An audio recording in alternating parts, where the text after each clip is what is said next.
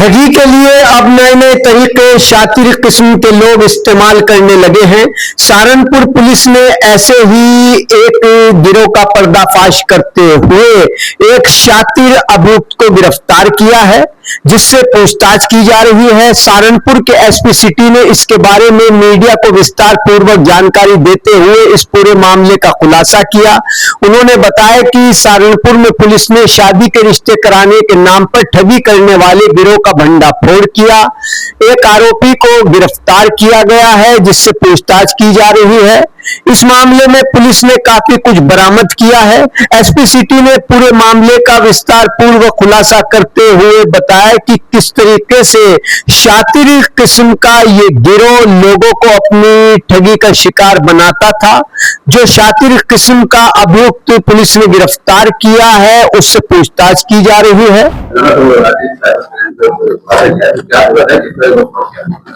देखिए, इस बारे में मैं आपको अवगत कराना चाहूंगा कि उत्तर प्रदेश पुलिस मुख्यालय से साइबर अपराधों के विरुद्ध एक अभियान चलाया जा रहा था, जिसमें हर जिले को जो कुछ इस तरह के अकाउंट्स थे जिनके ऊपर अधिक साइबर कंप्लेंट्स थी, उनकी एक सूची भेजी गई थी और उन पे वेरिफिकेशन करके साक्ष्य के क्रम में विधिक कार्रवाई करने हेतु निर्देशित किया गया था। उसी क्रम में श्रीमान एसएसपी सहारनपुर के निर्देशानुसार अभियान चल रहा था।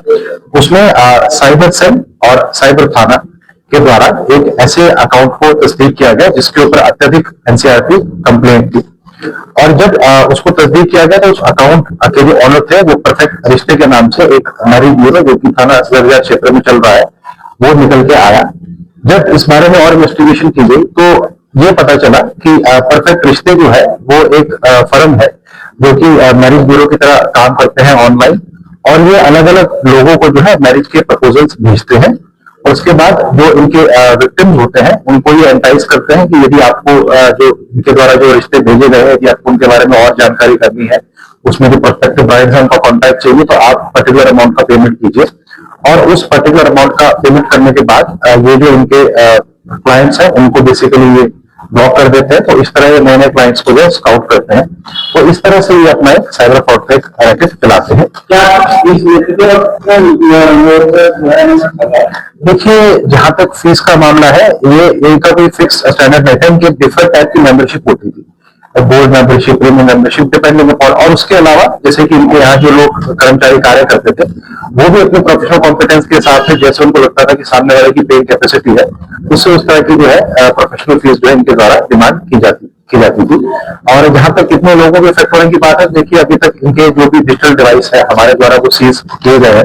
मैं आपको उसमें बताना चाहूंगा कि हमारे द्वारा इनके पास से रसीद, pamphlet, 3 chequebook, 2 Noire, 16 mobile, 3 Android mobile phone, 1 laptop, 9 multi screen, 9 keyboard, 7 mouse, 7 CPU, 1 biometric device, 2 HDFC QR code, 1 जियो कंपनी का wifi device, 1 landline telephone, 11 charger Nokia company के, 1 प्रिंटर और 2 एक्सटेंशन बोर्ड। तो ये सब चीजें इनसे जो है बरामद की गई है। अब इन सबका जो फोरेंसिक एनालिसिस और दूसरा डिजिटल एनालिसिस होने के बाद भी ये कहना संभव हो पाएगा कितने लोगों के द्वारा इनके साथ जो है साइबर फ्रॉड का हुआ।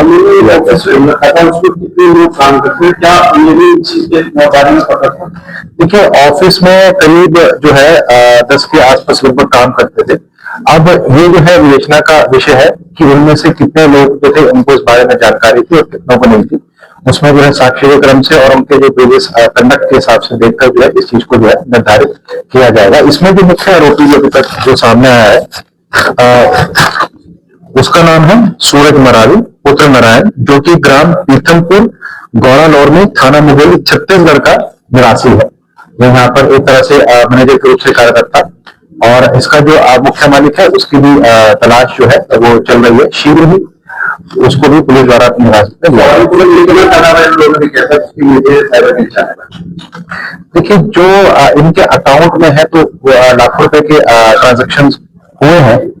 अब उसमें से कितने लेजिटिमेट ट्रांजेक्शन हैं, कितने जो है साइबर क्राइम के ट्रांजेक्शन है, उसको लेकर इनके अकाउंट स्टेटमेंट्स को जो है खगाला जा रहा है। देखिए, अभी तक तो जो हमारे इन्वेस्टिगेशन में जो है इनका बेस यहाँ सहारनपुर का निकल गया है, लेकिन क्योंकि मैंने जैसे कि आपको बताया इसमें एक व्यक्ति वांछित भी है और बहुत सारे डिजिटल एविडेंस हमारे द्वारा सीज भी किए गए हैं। उनकी इन्वेस्टिगेशन करने के बाद इसमें जो भी चीजें सामने आएंगी उस तरह से उसको प्रोसीड किया जाएगा। नहीं, छत्तीसगढ़ का रहने वाला है। जो आरोपी है छत्तीसगढ़ का रहने वाला है, और एक और जो इसमें वांछित है वो फरार है। तो ये लोग कई साल से यहाँ पर जो है कार्य कर रहे हैं। बाकी ये यहाँ पर क्यों है, किसके रेफरेंस है, उस एंगल पे भी जो है इन्वेस्टिगेशन की जा रही है। और इस प्रकरण से मैं एक चीज जो है वो लोगों को अवेयर करना चाहूंगा, क्योंकि ये एक साइबर क्राइम का केस है। जब भी आप किसी भी तरह की ऑनलाइन सर्विस लें, चाहे वो मैट्रिमोनियल सर्विस हो, चाहे वो एजुकेशनल सर्विस हो, चाहे वो किसी भी तरह की और की प्रोफेशनल सर्विस हो, आप उस चीज को वेरीफाई जरूर करें। और यदि वहां से आपको प्रॉपर रिस्पॉन्स नहीं मिल रहा है और हमेशा आपसे जो है पैसे की डिमांड की जा रही है उसके एवज में, उस चीज को भी आप लोग जरूर वेरीफाई करें।